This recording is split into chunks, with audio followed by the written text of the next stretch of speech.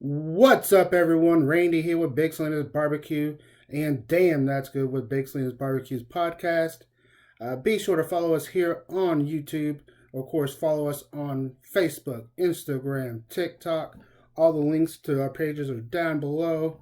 But on this video, we're going to be talking about how to get your barbecue sauce bottled and ready for retail. So, cue that intro.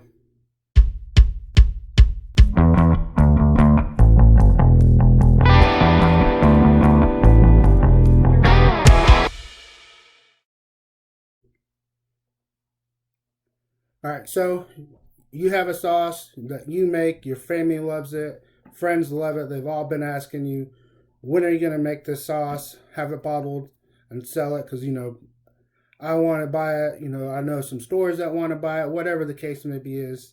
And now you're wondering, how do I go about doing that? I don't even know what the cost is. Well, that's what I'm going to talk about today. Because when I first was doing it, nobody kind of put it out there. You kind of have to know somebody and ask. So I had kind of learned. I learned a lot of the stuff, myself.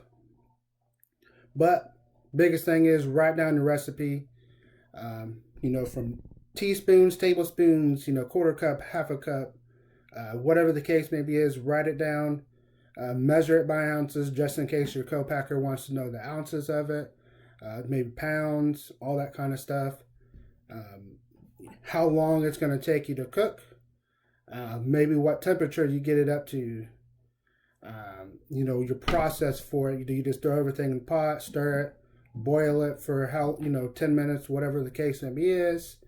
And then, of course, write down what brands that you use, whether it's the, ketchup, mustard, apple juice, apple cider vinegar, whatever the ingredient is. Write down what you use, or what you have used before. Look, cost wise, if you're using a brand because you love that brand, is it the cheapest brand, or if it's the most expensive brand? If it's the most expensive, look at the cheaper brand, to kind of help save you money in the long run. Because the ultimate goal is to get a sauce bottled for very cheap, so that way you can put it out, for, let's say, $5-6 or $10, like ours, instead of having to put $15-20 a bottle. So once you have everything written down, do your researches on co-packers. Find a co-packer that's near you. If you want to, have it shipped to you, great. That's your choice. I would recommend find a co-packer near you so that we can go pick it up. Save you some time, save you some money, because you're going to pay more for shipping to have a pallet shipped to you. That's going to take a lot more money versus paying X amount just for you to go pick it up, right? And then ask, how many gallons do you have to make? What's the minimum order? Ours that we use is County Fair Foods. Their biggest thing that they do is cotton candy at the stadiums, but they also do barbecue sauces, salsas. So they helped me along the way, and guide me in that direction. So do your research, find a co-packer that's near you, and then you can kind of see what your cost is. Most of the time, it's going to either be anywhere from 500 to 1,000. Ours was 1,000. That includes, the first test batch, them sending the barbecue sauce to the state to get the nutritional facts, to get the shelf life.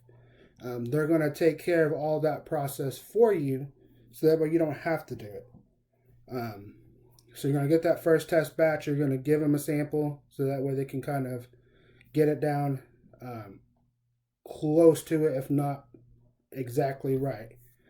Most co-packers that they're going to do is going to be kind of hot and fast kind of process. So, they're going to put everything in the pot, in a big old pot, going to have it mixing, going to get it up to, 200, 210 degrees, boil it for about 10 minutes, bottle it, put the shrink wrap on top, put the label on, box it, and it's ready to go.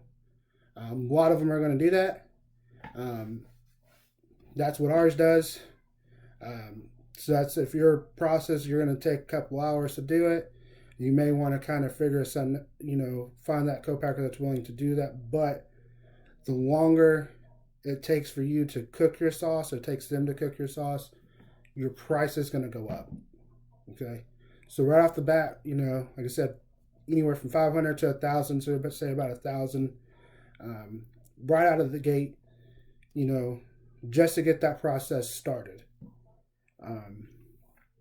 But before you give anybody your recipe, any kind of co-packer, make sure you sign a non-disclosure statement.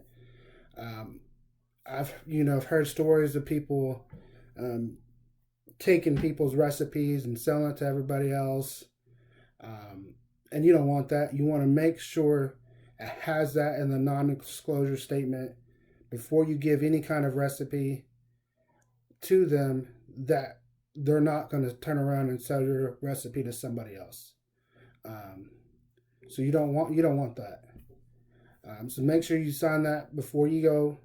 You make sure they sign it. You get a copy of it just in case. Once you get that process started, you're going to then work on your labels. So you're going to, right out of the gate, before you even go, make sure you have your brand, logo, name, all that kind of stuff ready to go.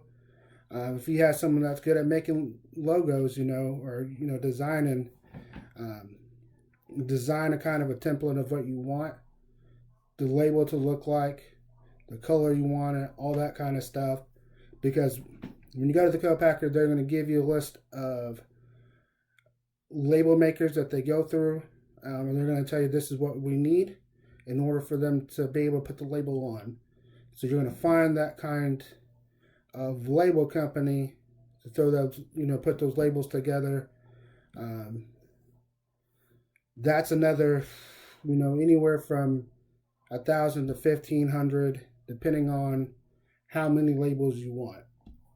I went with the first batch on all of our sauces. We did, 5,000 labels, just because I want to have more, just in case we sell out really quick. We don't have to buy more.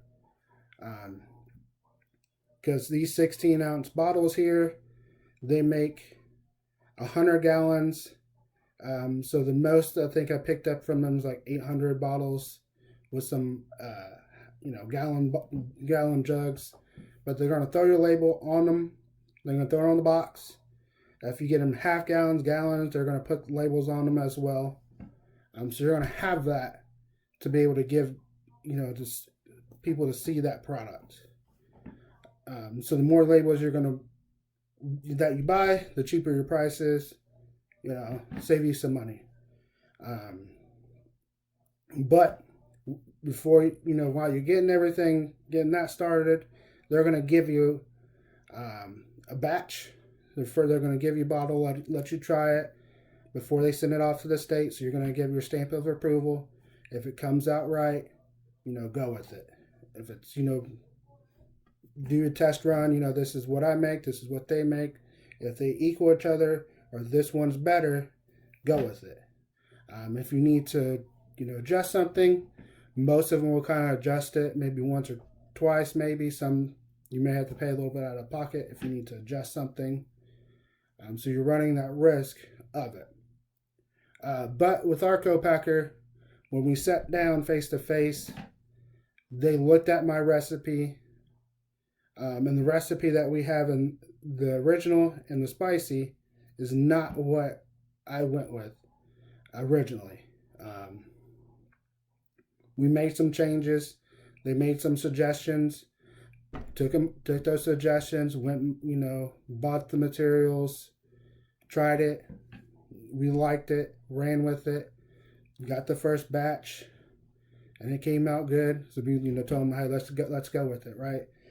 Some of the suggestions they made suggest is, if you're using honey, maybe go with corn syrup, or go with a cheaper honey to kind of lower your cost. If you're going with brown sugar, whether it's dark or light, maybe going with either molasses and white sugar, because that's going to be cheaper than doing the brown sugar in some cases. So you're gonna have to be open to those suggestions, and that's kind of what you want. Is you want the Copacker to kind of look at your recipe and say, you know what, yeah, this is something we can make, but think about changing this to this or this to that. Try it, see what you think.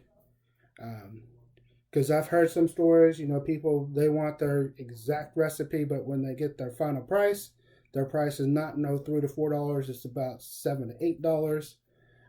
So you want to lower your costs. So you got to be open to those suggestions, so that way your cost isn't so high. But while they're going through that, so they're sending her off to the state. You're gonna be waiting for your nutritional facts to come back, the shelf life evaluation to come back to make sure is it going to be something that's going to last 6 months, 12 months, or longer. So while you're waiting on that, that's your point where you can, get to the bottle that you're going to make, whether it's one of these, one of those.